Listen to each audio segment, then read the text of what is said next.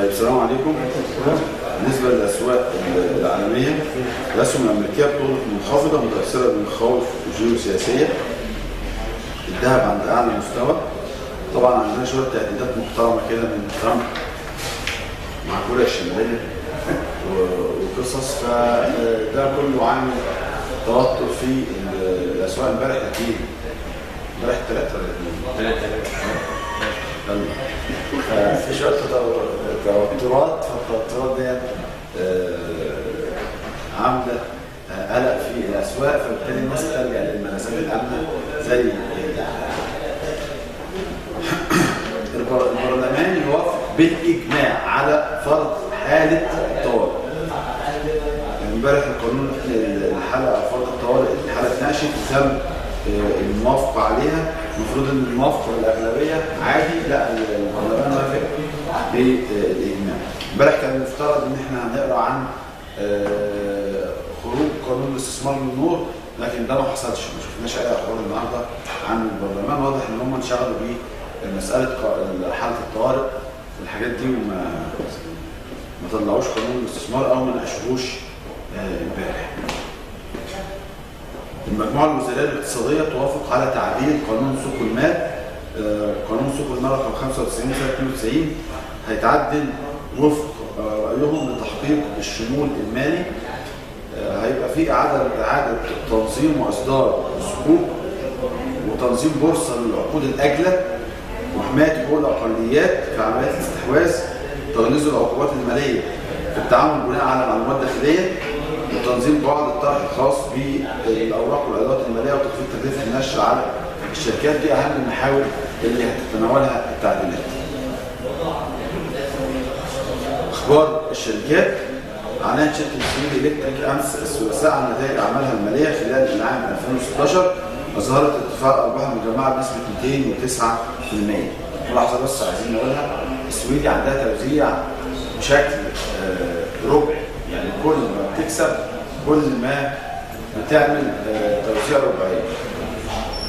السويدي ترسل طلبا من البورصه بالسير في اجراءات تخفيض راس المال المصدر عبر اعدام نحو 5 مليون سهم خزينه بقيمه اسميه 10 جنيه، كانت اشترتهم تقريبا ب 63 جنيه او حاجه زي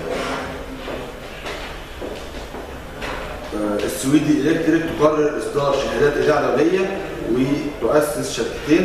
رايه قبض الاستثمارات تحقق ارتفاع في الارباح المجمعه 118 مليون مقابل 103 مليون، قفزه كبيره في ارباح قطر الوطني 39%. الميزانيه المجمعه في 3 شهور عامله ارباح 1 مليار و26% مقابل 904 مليون. الرئيس التنفيذي لصندوق العقاري للمصريين في الخارج بيقول ان قيد الصندوق هيتم في مايو المقبل. تغطيه اكتتاب زياده راس مال حديد الصلب بالمرحله الثانيه 27 مره و6 من 10. مارسيليا تضع حجر الاساس لفندق ومركز ترفيهي باستثمارات ملياري جنيه. فروع العمله بتقفز بارباح الاهلي للتنميه والاستثمار ب 37 مليون ونص، عامل 37 مليون ونص مقابل 3.4 مليون في 2015. الدوريات المحاصيل تقرر بيع ارض الانتقاليه ب 8 مليون و1 من 10. 18 ابريل نهايه الحق في تجزئه القيمه الاسميه لسهم اموك. التجزئه ان شاء الله على 10. 23 ابريل نهايه الحق في كوبون كفر الزيات بقيمه 3 جنيهات لحامل السهم. واخر خبر 27 ابريل عموميه هيرمس القبضه تناقش توزيعات الارباح.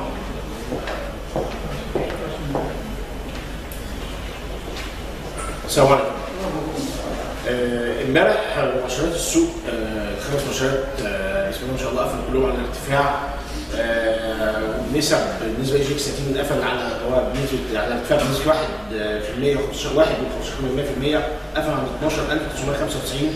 لكن لما نيجي نخش جوه المؤشر 30 سهم، لما نيجي نقارن النقاط اول امبارح هنلاقي 3 اسهم بس هم اللي كانوا طالعين، فبالتالي ان كل معظم الاسهم بالرغم من ارتفاع المؤشر 1% امبارح، لكن معظم الاسهم قفلت قرب الوهاب. يا دوبك المؤشر وصل ل 13010 تقريبا، والبياع ظهر ومعظم الاسهم كلها. ده اللي بنقول ان السوق فيه ضعف، المؤشرات الفنيه بتاكد الضعف دوت. فبالتالي احنا بنقول مش عاوزين نبقى احنا تحت رحمه السوق. الدنيا بيبقى فيها ضعف لازم نقفل كريدت خالص، يبقى معايا نسبه السيوله في المحفظه يعني ما تقلش عن 75%، عاوز تخاطر 25% ولازم تحط مستويات وقف وخساره. المشكله ان الاسهم القياديه كلها فيها مشاكل، فيها يعني هنقول سايد واي مائل، يعني ماشي في اتجاه عرضي ومايل للهبوط، بيكسر تعوم تدريجيا بس الناس مش حاسه بيها، ما تخليهاش يبقى فيه ذعر، يعني مفيش بانيك في السوق غير الجلسه بتاعت يوم الاحد دي بتاعت التفكيرات. لكن لما نيجي نبص في العموم نلاقي الاسهم القياديه بتنزل بهدوء جدا وبتكسر لي تعوم. المشكله الناس يقول لك لا اي جي اكس بيطلع واي جي اكس 70 بيطلع، وفي اسهم بتعمل طفرات سعريه وممكن اعمل لي في الاسبوع 10 15%. المشكله ان ان 70 اداؤه احسن من 30، لكن ال 30 هو الاساس، وبالذات ان ال 30 طلع كتير جدا.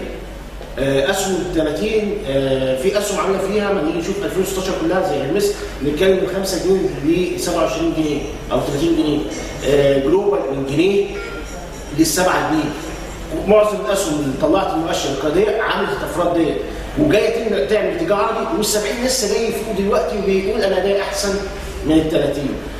المشكله الموضوع ده ظهر في 2013 لكن كان ال 30 لسه ما طلعش الطلعات الكبيره دي، فبالتالي لما جينا نشوف الطلعه لو نفتكر الطلعه بتاعت 2013 معظم اسهم الامارات عملت طفرات سعريه وكان اداء فعلا احسن مؤشر.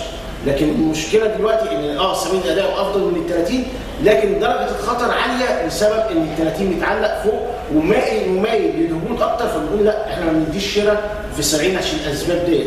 عاوز تخاطر في اسهم قفل في 70 حلو يعني اسمع لنا القفله الدوليه المحاصيل كلهم دول ممكن يومينا الاستثمار السياحي ممكن تشوف تنوع، بس لو ال 30 القوى البيعيه سيطرت بشكل كبير وكسر الدعم مهم اللي هو 12750 هتبقى مشكله.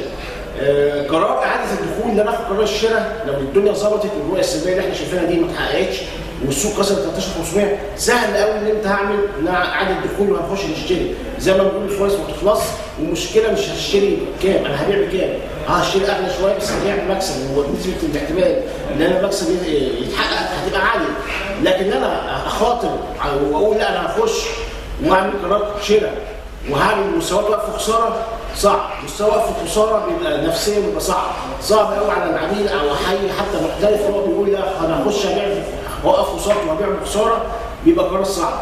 فبالتالي انا بقول لا بلاش نبقى احنا تحت رحمه السوق، السوق فيه مشكله خليني بره، عاوز تخاطر جزء بسيط جدا من محفظتك.